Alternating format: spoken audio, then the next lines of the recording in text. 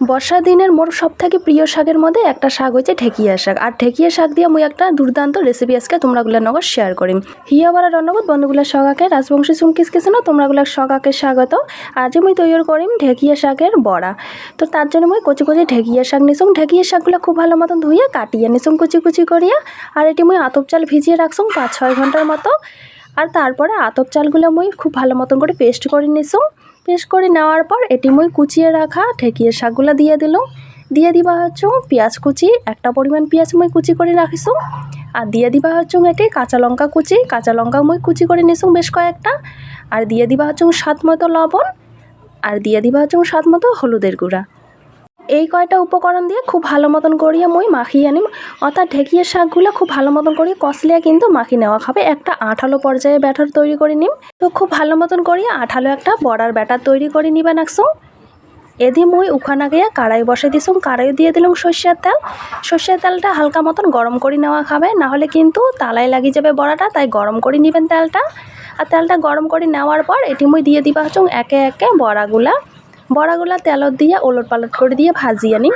তবে যেহেতু শুধুমাত্র পিঠালি দিয়ে অর্থাৎ আতপ চালের গুঁড়া দিয়ে আমি বড়াটা ভাজি দিচ্ছি, তাই কিন্তু একটার গাদ একটা কিন্তু লাগিবে, তাতে কোনো কিছু অসুবিধা নাই। কারণ বড়াটা জেলা ভাজা হয়ে যাবে, আপনি কিন্তু বড়াটা গাও ছাড়ি দিবে, আলগা হবে। অর্থাৎ খুন্তি দিয়ে যদি না হয় অল্পখানা খুন্তি দিয়ে চাপ দিলে কিন্তু আলগা হয়ে যাবে। তো মুই আরেকখানা ভাজিয়ে নিই। তো দেখিতে পাবা হচ্ছেন অনেকটাই কিন্তু কালার চেঞ্জ হয়েছে। আর এলা দেখো খুন্তি দিয়ে অল্পখানা চাপ দেওয়া মাত্রই কিন্তু বড়াগুলো আলগা হয়ে যাবা হচ্ছে।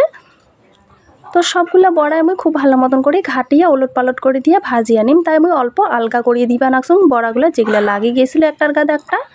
তো সবগুলো বড়া আমি খুব ভালো মতন করে ঘাটিয়ে আলগা করিয়ে দিলাম। এলাম ওই চৌকা রাস মিডিয়াম টু লোয়ে রাখিয়ে খুব ভালো মতন করে ওলট পালট করে দিয়ে ভাজিয়ে নিম। তো দেখিতে পাবা হচ্ছেন কালারটা কিন্তু একেবারে চেঞ্জ হয়ে গেছে, একটু বাদামি কালার হয়ে গেছে। আর এই পর্যায়ে কিন্তু মোর বড়াগুলো হয়ে আসিছে। তো একটা ছাঁকনির সাহায্যে মুই বড়াগুলো তুলিয়ে নিবা নাকসুম।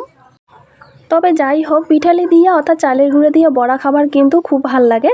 আর মুই কিন্তু এই বড়াটা প্রায় করিয়া থাকুম বাড়ির, তাই আজ শেয়ার করলুম। বেসন এবং কি কর্নফ্লাওয়ার কোনো কিছুই দেওয়ার প্রয়োজন হয় না, খুব ভালো লাগে। তো একে একে বড়াগুলো আমি সবগুলাই এমন করে ছাঁকনির সাহায্যে নামিয়ে আনিবা নাকসুম। তবে আরও কতগুলো মোর ব্যাটার রয়ে গেছে, ওগুলো মই ভাজিয়ে নিবা নাকসুম।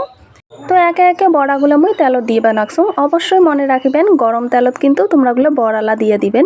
যদি তেলটা গরম না হয় তাহলে কিন্তু কারাইত লাগিয়ে যাবে, এতে করে বড়াগুলো কিন্তু নষ্ট হয়ে যাবে। তাই তেলটা গরম করিয়ে বড়াগুলো দিয়ে দিবেন।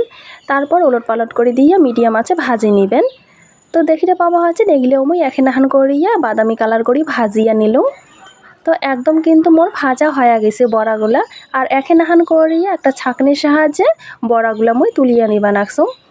তবে বড়া ভাজার সময় একটু সময় নিয়ে ধীরে ধীরে ওলট পালট করে দিয়ে ভাজি নেবেন, কারণ ঢেকিয়া শাক যদি কাঁচা থাকে তাহলে কিন্তু বড়াটা বেয়া লাগবে খাবার, তাই অল্প সময় নিয়ে ভাজিয়ে নেবেন। তো মোর কিন্তু একদম হয়ে গেছে ঢেকিয়া শাকের বড়া, একদম দুর্দান্ত লাগে খাবার। তোমরাগুলো বাড়িতে এমন করে ট্রাই করেন আর কমেন্টও জানান যে কেমন হয়েছে।